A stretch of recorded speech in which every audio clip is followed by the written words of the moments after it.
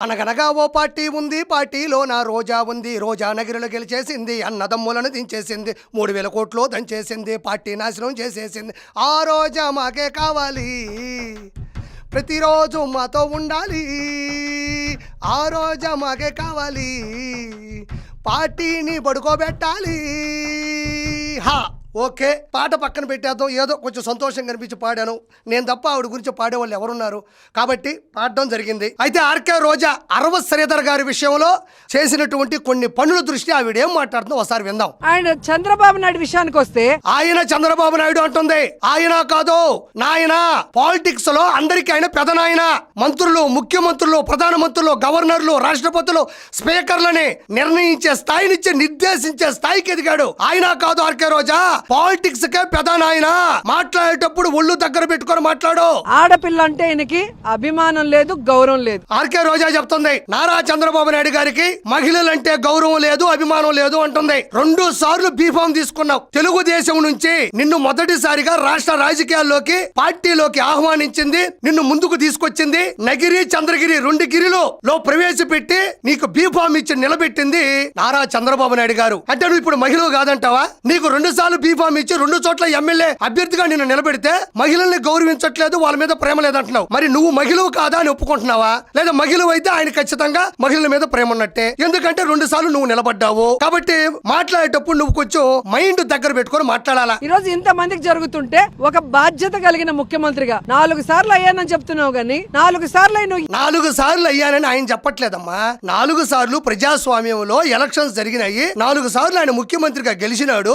అది వికీపీడియా కొట్టా కూడా ఉంటాది. నువ్వు నీ కుటుంబం ఓటేస్తానో, నా కుటుంబం నాకు ఓటేస్తానో, ఎవరు ముఖ్యమంత్రులు ఎవరు? ప్రజాస్వామ్యంలో ప్రజల చేత, ప్రజల కొరకు, ప్రజల యొక్క డెమోక్రసీ సిస్టమ్ లో ప్రజలు ఓట్లేస్తే అయినాడు. ఆయన చెప్పుకోవట్లే నేను ముఖ్యమంత్రి అయిపోయినాను అని చెప్పట్లే, ప్రజలు చెప్తున్నారు. ప్రజాస్వామ్య పద్ధతులు ఆయన గెలిచాడు, అందరూ చెప్పుకోవాలి. కొన్ని వందల సంవత్సరాల తర్వాత అయినా ఇప్పటి వరకు ఆయన ఎన్నిసార్లు గెలిచాడు అంటే 4 సార్లు ఆయన గెలిచినట్టే. నువ్వు ఏ రోజైనా మహిళల్ని కాపాడావా? ఎంత మంది మహిళల జీవితం. అసలు మహిళల గురించి నువ్వు మాట్లాడుతున్నావు. ఈ రోజు కూటమి ప్రభుత్వంలో 22 మంది మహిళలు శాసనసభ్యులుగా ఉన్నారు. నెలవల విజయశ్రీ, బండారు శ్రావణిశ్రీ, గల్లా మాధవి, లోకం నాగమతి, ఎస్ సవిత, పరిటాల సునీత, వంగలపూడి అనిత, తోయిక జగదీశ్వరి, తంగిరాల సౌమ్య, దాసరి సుధా, యనమల దివ్య, గౌతు శిరీష, మిర్యాల శిరీష దేవి, వరపుల సత్యప్రభ, గుమ్మిడి సంధ్యారాణి, కోళ్ల లలితా కుమారి, పోస పాటి అదితి, విజయలక్ష్మి, గజపతి రాజు, వేమిరెడ్డి ప్రశాంత్ రెడ్డి, రెడ్డిపుకార మాధవిరెడ్డి, బొమ్మ అఖిలప్రియారెడ్డి, పల్లి సింధూరారెడ్డి, గౌరు చరితారెడ్డి, 22 మంది మహిళలు ఈ రోజు ఈ గవర్నమెంట్ లో శాసనసభ్యులుగా మహిళలుగా ఉన్నారు. అందులో దాసరి సుధా, బద్వేలు, వైఎస్ఆర్సీపీ పక్కన పెట్టాయి. లోకో నాగమాధవి నెల్లిమర్ల నుంచి గెలిచింది జేఎస్పీ. మొత్తం 21 మంది కూటమి నుంచి గెలిచిన వాళ్ళు ఉన్నారు. అందులో ఏ మహిళనైనా నువ్వు అడిగి చూడు. నారా చంద్రబాబు నాయుడు గారి క్యారెక్టర్ ఏంటి, ఆయన క్యారెక్టరైజేషన్ ఏంటి, ఆడవాళ్ళని ఎంత గౌరవిస్తాడు, ఎంత ప్రత్యేకంగా చెప్పనక్కర్లా. అంతెందుకు మహిళల్ని గౌరవించలేదని చెప్తున్నావు. సాటి మహిళగా నువ్వు చెప్తున్నావు కదా. వంగలపూడి అనిత ఒక దళిత మహిళ,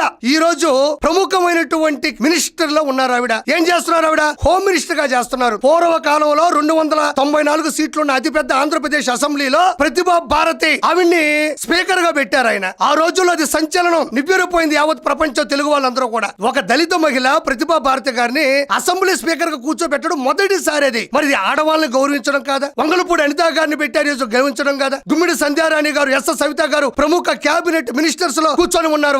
వాళ్ళంతా గొప్పవాళ్ళు కాదా అని నేను ప్రశ్నిస్తున్నా. ఇంతెందుకు నారా చంద్రబాబు నాయుడు గారు ఇప్పటి వరకు మహిళలకు ఏమీ చేయలేదు, మహిళలను కాపాడలేదు అంటున్నావు. డ్వాక్రా సంఘాలు ఏర్పాటు చేసింది నారా చంద్రబాబు నాయుడు గారు. ఆటోల్లో, క్యాబుల్లో జీపీఎస్ తప్పనిసరిగా ఉండాలి, స్త్రీలను మనం కాపాడుకోవాలని తప్పనిసరి చేసింది నారా చంద్రబాబు నాయుడు గారు. రాష్ట్ర మహిళా కమిషన్ ఏర్పాటు చేసింది నారా చంద్రబాబు నాయుడు గారు. తన తల్లి కట్టెల పొయ్యి మీద సరిగ్గా వండుకోలేక ఇబ్బంది పడుతూ ఉంటే ఇంకా ఏ మహిళలు రాష్ట్ర వ్యాప్తంగా ఇబ్బంది పడకూడదు అని దీపం పథకం ఆచరణలో పెట్టింది కూడా నారా చంద్రబాబు నాయుడు గారు. ఈ రోజు మహిళా కోర్టులు, ఫ్యామిలీ కోర్టులు, మహిళా పోలీస్ స్టేషన్లు కూడా జనాల్లోకి తీసుకొచ్చింది, ఆచరణ చేసింది, ఆదరణ తీసుకొచ్చింది నారా చంద్రబాబు నాయుడు గారు. ఈ రోజు మహిళలకి ఏమీ చేయలేదంటున్నావు. నేను చెప్పింది అబద్ధాలైతే ఇవి అబద్ధాలు అని నిరూపించే దమ్ము నీ దగ్గర ఉందా అని నేను ఈ రోజు ఆర్కే రోజున మాట్లాడుతున్నా. ఇంకా విను. మీ తెలుగుదేశం పార్టీ నాయకులు, కార్యకర్తలు, ఎమ్మెల్సీలు, ఎమ్మెల్యేలు, ఎంపీలు మోసం చేస్తే అది ప్రశ్నించిన మమ్మల్ని సస్పెండ్ చేసావు. ప్రశ్నించడం అంటున్నావు, తప్పు లేదు. ప్రజాస్వామ్యంలో ఎమ్మెల్యేగా ఉన్నా లేకపోయినా, సాధారణ మహిళవైనా, గృహిణివైనా, ఎవరు అయినా సరే తప్పు చేస్తే సోషల్ మీడియాలో ప్రశ్నించడం తప్పు అని ఏ ఒక్కరూ అనరు. నేనైతే అసలు కార్యకర్తలు అన్నాం. మరి ఎమ్మెల్యేలు, కార్యకర్తలు, శ్రేణులు, వర్గాలు, నాయకులు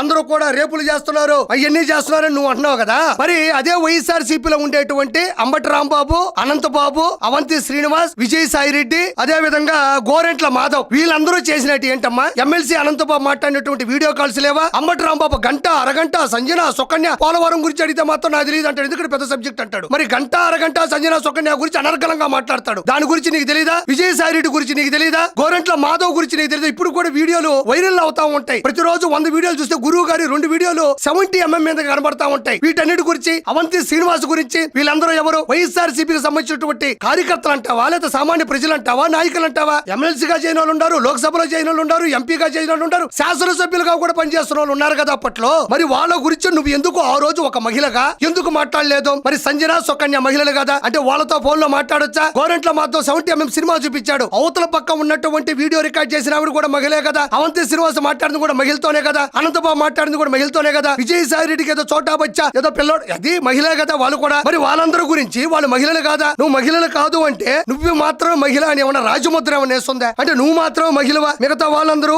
మహిళలు కాదా అని నేను ప్రశ్నిస్తుండా. ఆ రోజు రోడ్లు లేవా? ఆ రోజు గొట్టం లేదా? ఆ రోజు అట్టపెట్లు దొరకవా? పట్టుకొని మధ్యలో కూర్చొని ఆ రోజు ఎందుకు నిలదీయలేదు? అంతెందుకమ్మా? వీళ్ళ ఆడవాళ్ళ గురించి మొత్తం వదిలే. సొంత చెల్లి, కన్న తల్లి, వీళ్ళు ఆడవాళ్ళు కాదా? సొంత చెల్లిని, కన్న తల్లిని బయట పంపించి పసుపు చీర కట్టుకుందని దారుణాది దారుణంగా వర్రా రవీందర్ రెడ్డి చేత పోస్టులు పెట్టించినటువంటి జగన్మోహన్ రెడ్డి కీచకుడు కదా, రాక్షసుడు కదా, హీజ్ అన్ మాన్స్టర్. మరి ఆ రోజు జగనన్న గురించి, మిగతా వాళ్ళ గురించి నువ్వు ఎందుకు మాట్లాడలేదు? ఆ రోజు ఏమన్నా నీ నోరు పడిపోయిందా? నువ్వు శాసనసభ్యురాలుగా ఉన్నావు కదా, పైగా మంత్రిగా కూడా ఉన్నావు కదా, ఆ రోజు ఎందుకు నువ్వు ప్రశ్నించలేదు? రోడ్లు దొరకలేదా అని ప్రజలు కూడా ఈ రోజు గట్టిగా ప్రశ్నిస్తున్నారు నీ గురించి. ఎక్కడ చూసినా మీ ఎమ్మెల్యేలు రేపులు చేస్తూ దాడులు చేస్తుంటే శిక్షించలేని చేతగాని దద్దమ్మ ముఖ్యమంత్రి నువ్వు. ఈ దద్దమ్మ మాటలు మాట్లాడటం వల్ల 2024 ఎలక్షన్స్ లో ప్రజలందరూ కూడా ఓట్లు కూటమికి గుద్దమ్మా అన్నారు. ఏం మనిషివు నువ్వు? నువ్వు ఒక మహిళవే. 4 సార్లు ముఖ్యమంత్రిగా చేసినటువంటి వ్యక్తి, 9 సార్లు శాసనసభ్యుడిగా గెలిచారు. ప్రపంచ వ్యాప్తంగా సైబర్ టవర్స్ అన్నా కూడా, హైటెక్ సిటీ అన్నా కూడా నివిరిపోయే స్థాయికి వెళ్ళినట్టు వ్యక్తిని నువ్వు దద్దమ్మ అంటావా?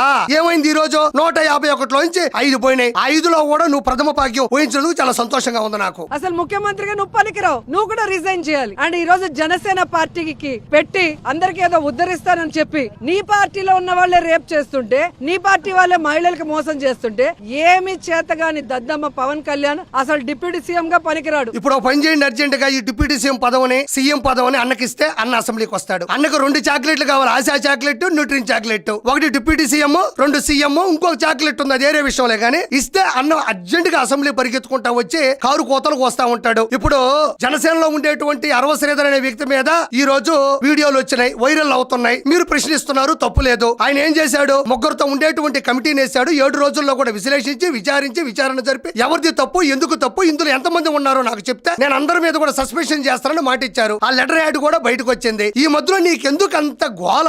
నీకెందుకు అంత తట్టుకోలేకపోతా ఉండవే? ఎందుకంత నీకు ఉబలాటం? మరి పూర్వం నేను చెప్పిన పేర్లు ఉండే వాళ్ళందరూ కూడా వాళ్ళ వీడియోలు, వాళ్ళ పేర్ల మీద షేర్లు కొడితే నాకు తెలిసి నువ్వు చూసే వీడియోలో కూడా రోజుకు 2 వస్తుంటాయి. వాళ్ళ మీద అన్న విచారణ జరిపాడా? కొన్ని వాళ్ళు ఏమైనా సస్పెన్షన్ చేశాడా? లేకపోతే వాళ్ళ మీద ఏమైనా నిఘా పెట్టాడా? లేకపోతే వాళ్ళు ఏమైనా తిట్టాడా? ఈ రోజుకే గోరెంట్ల మాధవ్ రాష్ట్ర అధికార ప్రతినిధిగా కొనసాగుతా ఉన్నాడు. అనంతబాబు ఎమ్మెల్సీగా కంటిన్యూ అవుతా ఉన్నాడు. మరి మీ అన్న ఏం చేశాడు నేను ప్రశ్నిస్తుండా. నారా చంద్రబాబు నాయుడు గారైనా, నారా లోకేష్ గారైనా, కూటమిలో ఉండేటువంటి జనసేన అయినా, ఏ శాసనసభ్యులైనా, ఎంపీలైనా, ఎమ్మెల్సీలైనా, ఏ కార్యకర్త అయినా ఏ తప్పు చేసినా వారిని వెంటనే 100% విశ్లేషించి, వివరించి, విచారణ జరిపి 100% ఇళ్లకు పంపించే పరిస్థితి చేస్తారు తప్ప మీలాగా వాళ్ళకి అంటే బూతులు తిట్టే వాళ్ళకి భవిష్యత్తుని, అబద్ధాలు చెప్పే వాళ్ళని అధికారంలో కూర్చోబెట్టేటువంటి పరిస్థితులు కూటమిలో ఉండవు అని మరోసారి నేను తెలియజేసుకుంటున్నాను. నువ్వు వచ్చేసి రోడ్డు మీద కూర్చోవడం వల్ల కొంతమంది అంటూ ఉంటారు తప్పులు చేస్తే రోడ్డు మీద పడతావని. ఈ రోజు పడ్డావు నువ్వు రోడ్డు మీద. మరి ఎన్ని తప్పులు చేసావో, ఎన్ని పాపాలు చేసావో, ఎన్ని లోపాలు ఎత్తి పెట్టుకున్నావో దీన్ని కదా రోడ్డు మీద పడ్డావు అంటారు. కాబట్టి ఆర్కే రోజా నీ మాటలు వినే పరిస్థితుల్లో జనాలు లేరు. Thank you so much.